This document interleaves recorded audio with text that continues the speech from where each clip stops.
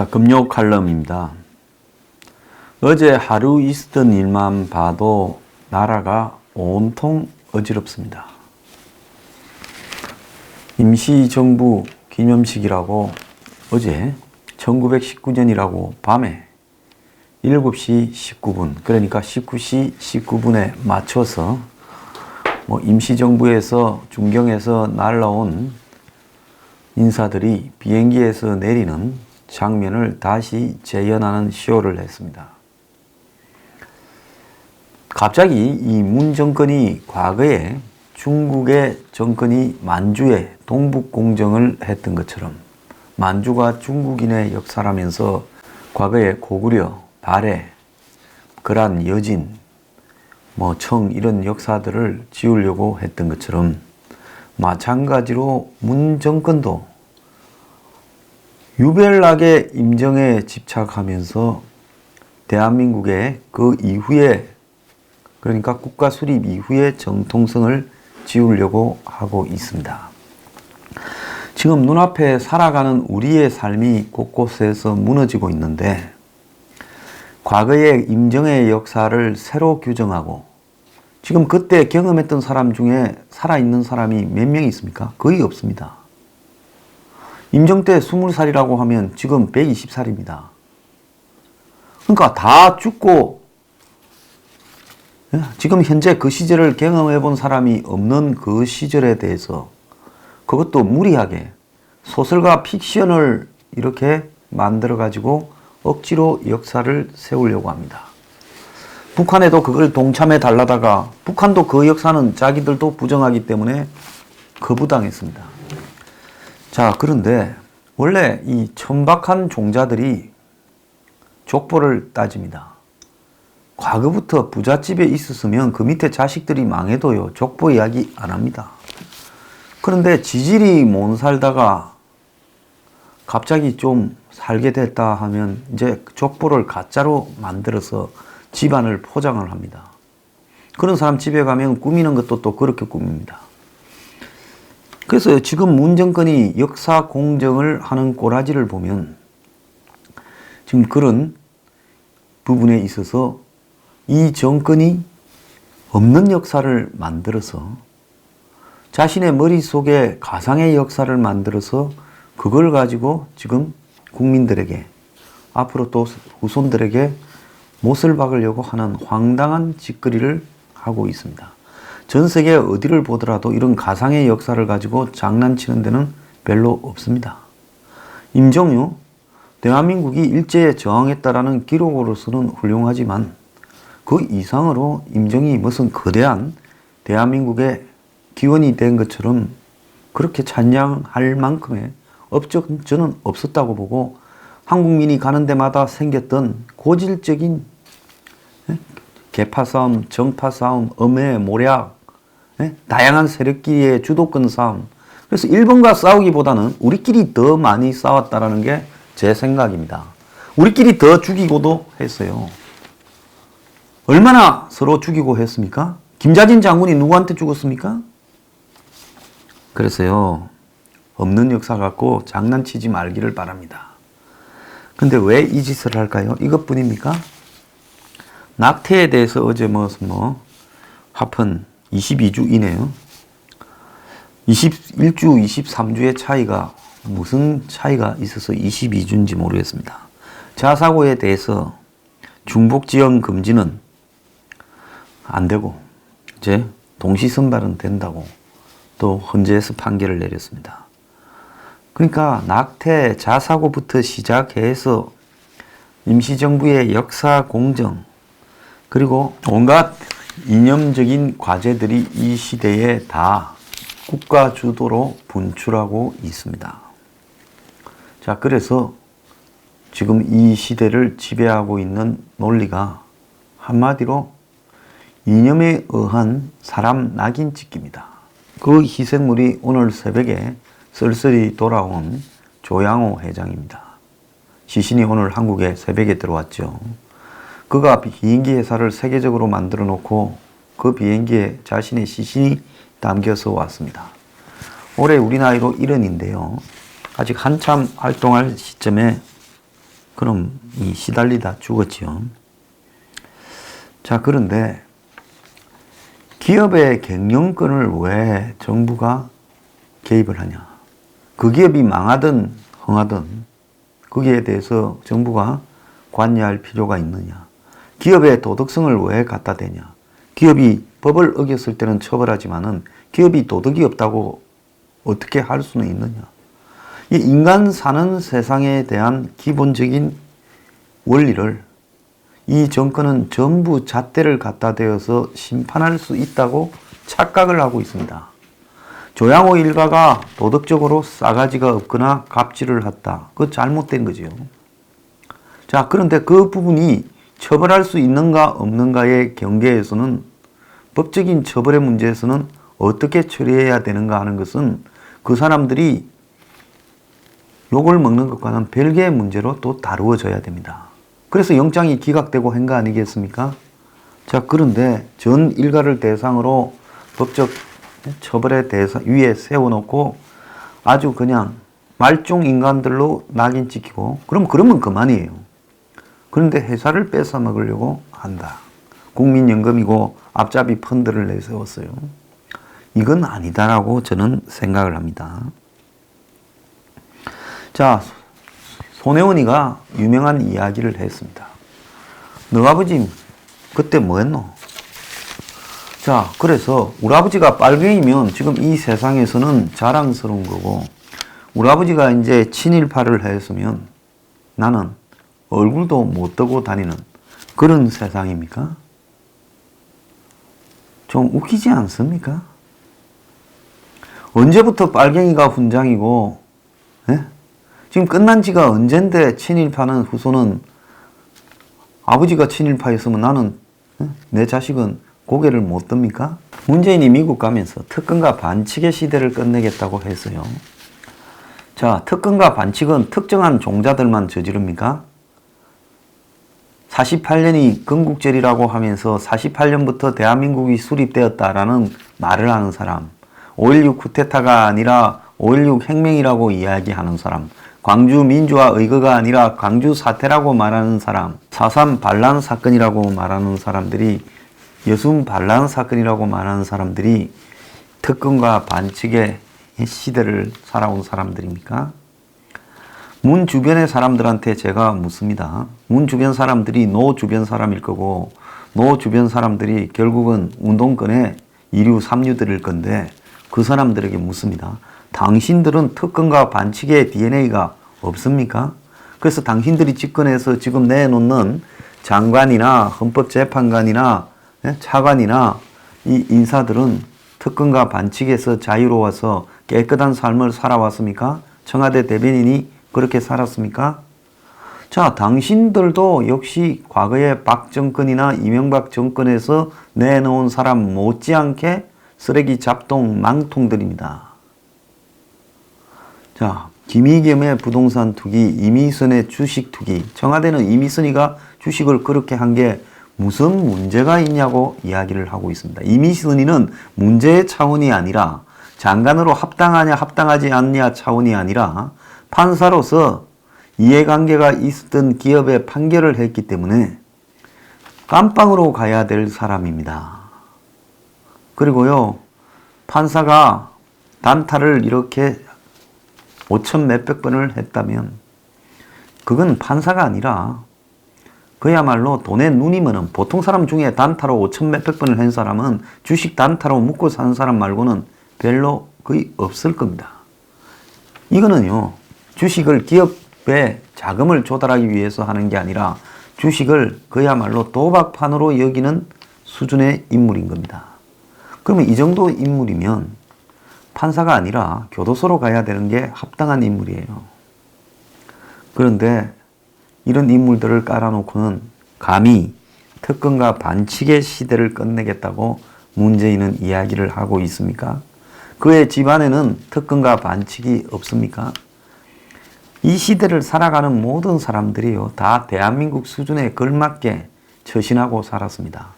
좌파들 중에서 상류층을 점해서, 그래서 좌파 정권이 잡으면 한 자씩 챙긴 사람들 많지 않습니까? 제가 볼 때 엊그제 방송국의 대기실에서 저하고 만나서 이야기하던 사람들이 문정권 됐다고 가서 시장이니 뭐 의원이니 무슨 수석이니 장관이니 하는 사람들 있습니다. 근데 그런 사람들이 과연 특권과 반칙에서 자유로웠는가? 아니지요. 결국 문정권에서 한 자리씩 챙겨 먹고 상층부로 가고 공공기관장으로 가고 하는 사람들은 똑같이 그런 시대를 살아온 사람들입니다. 다만 젊었을 때 한때 데모를 하거나 그런 가치에 좀 더 시간을 많이 썼던 사람이고, 여기 보수 진영에 있는 사람은 자기 공부에 출세에 시간을 좀 많이 썼던 차이예요. 그런데 결국은 고시부터서 유학 가서 출세하느냐 아니면 데모에서 출세하느냐, 이 두 경쟁일 뿐인 거예요. 데모를 했고 길거리에 있었고 깜빵에 간 것도 출세의 수단입니다. 지금 문패거리 안에는 거기에서 누가 더 훈장이 많느냐 따라서 출세하잖아요. 그래서 두 사람 세워놓고 물어보세요. 니 죽으라고 공부해서 고시부터서 유학 가서 박사 따와서 출세하고 싶냐, 아니면 길거리에 데모하면서 출세하고 싶냐? 대다수는 데모하면서 출세하고 싶다고 할 겁니다. 왜? 그게 훨씬 쉽고 재밌고 스펙타클하고 좋으니까요. 결국은 데모한 거를 바탕으로 지금 기득권이 되어서 그걸로 재산 모으고 주식 투기하고 부동산 투기하고, 자식은 뭐 유학 보내거나 턱 먹고 외고 국제고등학교 보내고 그렇게 사는 겁니다. 그 중에는 이제 데모도 안 했지만 박영선이처럼 그냥 요리조리 재수 좋게 띵뛰기 하면서 저걸 업그레이드 시켰다가 데모 패거리에 붙어서 마치 똑같은 정서를 공유하는 양 하는 사람들이 있고, 또 관료들 중에서 유학 갔다 오고 고시 붙은 관료 패거리에서는 도저히 붙어가지고 출세 못할 것 같으니까 이 운동권 패거리에 끈댔다가 그들이 되니까 이제 이쪽이 다 전멸하니까 평상시 같으면 올라가지 못할 삼류들이 확 올라가는 경우도 있고, 아니면 이쪽에 타고 있다가 또 쓱 갈아타서 이쪽에 붙은 인간들도 있죠. 부총리 같이요. 그래서요, 지금 이 나라가 이렇게 쓸데없는 거, 역사요, 지나가면 끝입니다. 역사를 가지고 바로 잡아가지고 그 이후에 후손들이 올바른 역사를 배우면서 어쩌고 저쩌고요, 저 전부 말짱 거짓말입니다. 역사는요, 세월이 많이 지나야 결정이 되는 겁니다. 지금 진행되는 역사가요, 거대한 변화의 와중에 있으면 지금 이렇게 이야기하는 부분이 의미가 없는 겁니다. 앞으로 보수 정권으로 또 바뀌어 보세요. 임정에 대해서 완전한 패배와 부정이 판을 칠 겁니다. 왜? 좌파가 역사를 왜곡시키기 때문에 그 임정에 대해서 정당한 평가를 한다 해서 임정이 얼마나 허접한 인물들이 모여서 그야말로 건달식으로 장개석이한테 돈 받으면서 임정 활동했는가가 또 논의될 수 있는 거예요. 그래서 이런 부분을 가지고 사람들에게 강요를 하면 안 되는 겁니다. 좌파 지식인들이 자기들끼리 이야기를 하면 되는 거예요. 그런데 그걸 정권 잡았다고 전 국민들한테 과거에 너네들이 아는 역사는 잘못된 거고 그건 다 썩은 거고 반칙과 특권이었고 지금 이 새로운 올바른 사람들이 했던 역사를 받아야 된다. 100년 전의 이야기를 가지고 지금 그걸 발라서 자기들이 거기에 뼈대가 있다라고 이야기하는 거는 저는 운동권들의 콤플렉스에서 비롯됐다고 봅니다. 운동권들은 콤플렉스가 있지요. 왜? 20대 때 남들은 유학 가고 고시 붙고 대기업에 들어가는데 저거들은 바닥에서 헤매고 살았으니까. 아니면 문재인 같이 운동권으로 뭐 겨우 고시는 돼서 변호사는 했지만은 주류가 되지 못한 사람들은 아마 변호사를 하면서도 속으로 한이 축적돼 있었을 거라고 봅니다. 그래서 문재인이 무슨 뭐 자기를 용감하게 드러내고 희생을 하고 그런 타입이 아니라 거의 내면으로 축적하는 타입인데 엄청난 내면 축적이 있었길래 오늘날 대통령이 되니 이런 식으로 아나무인으로 오만 독선을 하고 있다. 저는 그렇게 생각을 합니다. 자, 그런데 더 웃기는 거는 이런 식으로 나라를 거의 패거리를 지어서 절단을 내어가는 부분에 대해서요. 그 밑에서 또 지지하는 국민들이 난리 지랄을 치고 있습니다. 문파라고 부르거나 유사 드루킹이라고 부르는 집단. 자, 솔직히 말하면 그럴 시간이 있으면 먹고 사는데 열중해야 됩니다. 저는요, 국민이 생업으로 정치에 관심을 가지고 죽기 살기로 한쪽 편을 드는 것도 저는 문제가 있다고 봅니다. 자든 우든 마찬가지라고 봅니다. 공부 차원에서 여러 가지 생각들을 듣고 그리고 그 부분에 대해서 자기가 생각을 갖다가 다듬어가는 부분에 활용하는 수준, 그리고 그런 부분이 된다면 이제 거기서 나서서 어느 정도 행동하는 수준, 이렇게 거쳐야지 24시간을 폰이나 컴퓨터에 눈을 받고 특정한 정치적 이념을 위해서 허구한 날 손가락질을 하는 사람들은요, 다 뭔가 하면 좌파 기득권이나 우파 기득권의 하수인들입니다. 솔직히 당신들이 그렇게 하는 대가를 당신들이 원하는 그런 세상이 만들어져서 당신들이 수혜를 보기보다는 그야말로 그 정치적 대상이 수혜를 보는 그런 현상이 역사적으로 반복되고 거기에 몰려다니던 사람들은 다 소모품으로 사라지게 되는 겁니다. 저는 과거에 박근혜 이명박 정권 때도 어깨 띠매고 나와가지고 종북 척결 외치던 사람들 별로 안 좋아했습니다. 그런 집회에 한 몇 번 갔다가 연설해달라 해서 아주 좀 학을 띈 적도 있습니다. 종북 척결이 됐습니까? 종북 척결이 된 게 아니라 종북의 세상을 열어버렸지요. 그 부분에서는 이유이하를 불문하고 이명박 박근혜 두 사람이 크게 반성해야 되는 부분입니다. 그런 식으로 종북 척결이 되는 게 아니라 종북이 발을 붙일 수 없도록 사회 기반들을 이렇게 그야말로 적극적인 이 참여하는 개혁 보수로서 바꾸어 갔어야 되는 거죠. 그랬으면 종북들이 발을 붙이거나 선동이 먹혀들지 않았을 거라고 봅니다. 근데 진짜 우리가 지금 논의해야 될 부분은 버려져 있습니다. 우리는요, 우리 먹고 살고 자식들 먹고 살고 하는 부분이 지금 제일 중요합니다. 과거에 100년 전의 역사요, 솔직히 말하면 그 역사를 바로 써야 민족이 산다 이런 소리를 주장하는 놈은 민족주의를 주장하는 놈이나 애국을 주장하거나 이런 사람들이요, 다 뭡니까? 정치 사기꾼입니다. 그래서 애국 시민이 민족주의니 하는 것은 비겁한 자들의 최후의 도피처다 이런 말도 있습니다. 그래서 그런 말들에 현혹될 게 아니라 지금 우리의 삶 자체가 이게 사는 꼴이 아니게 되어가고 있다. 역사적으로 한 번도 경험해 보지 못한 시대로 지금 가고 있다. 지금 여러분들 태어나서 지금 이 나이까지요, 경제가 점점 성장하는 시대를 살아왔습니다. 그래서 경제는 시간이 지나면 계속 나아지고 기술 발전이 나에게 편익을 주고 그러면서 사람이 전체적으로 살아가는 후생, 복지 후생은 더 커질 거라고 생각하는 시대에 살았는데요. 미안하지만은 몇 년 전부터 이미 피크가 꺾여서 밑으로 내려가고 있습니다. 한국도 제가 볼 때는 한 5, 6년 전부터 꺾였다고 봅니다. 이제는 성장이 아니라 추락하는 시대에서 당신들 삶도 가면 갈수록 악화될 거고 당신들 자녀들의 삶은 당신보다도 훨씬 비참하게 될 겁니다.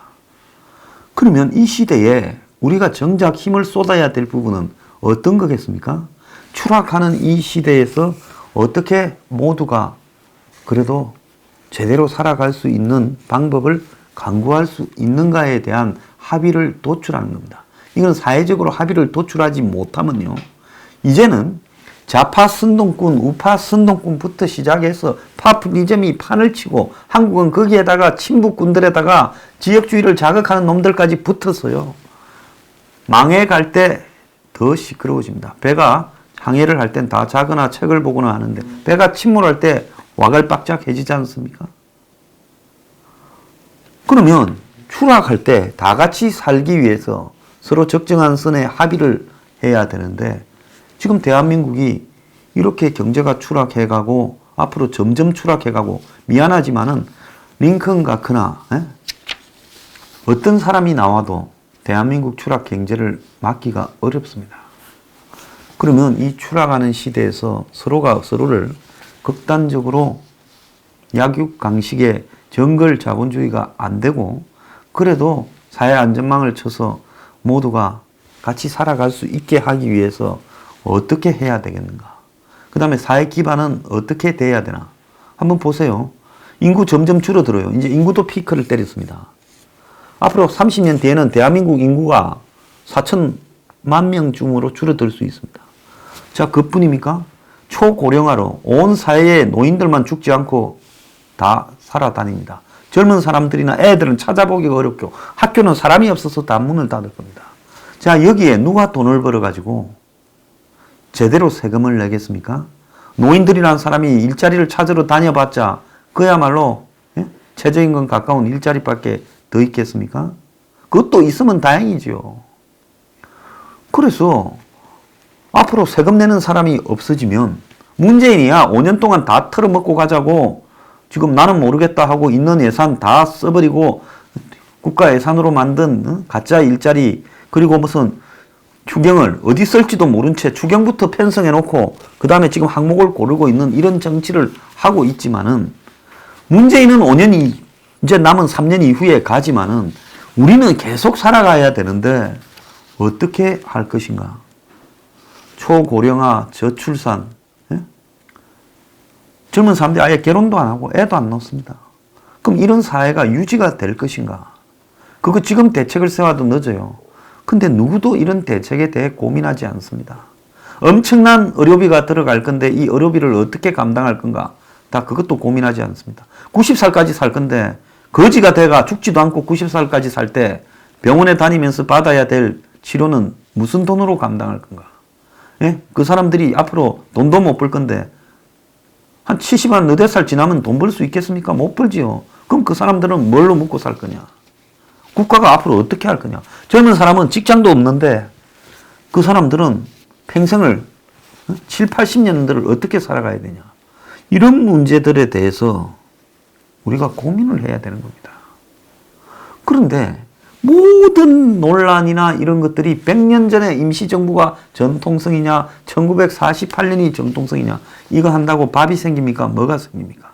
의식이 발라야 똑바로 살 수 있다고요? 미안한 소리지만 보통 사람은 그런 의식 필요 없고 너나 그런 의식 가지고 살고요. 보통 사람이 사는데 100년 전에 임시정부가 붉은색이든 푸른색이든 아무런 문제가 없는 겁니다. 각 학교의 교과를 친일파가 지었던 친일파가 짓지 않았던 그게 젊은 애들이 학교 교과를 누가 지었는가 관심이나 있습니까? 그걸 바로잡아서 뭐 하겠다는 겁니까?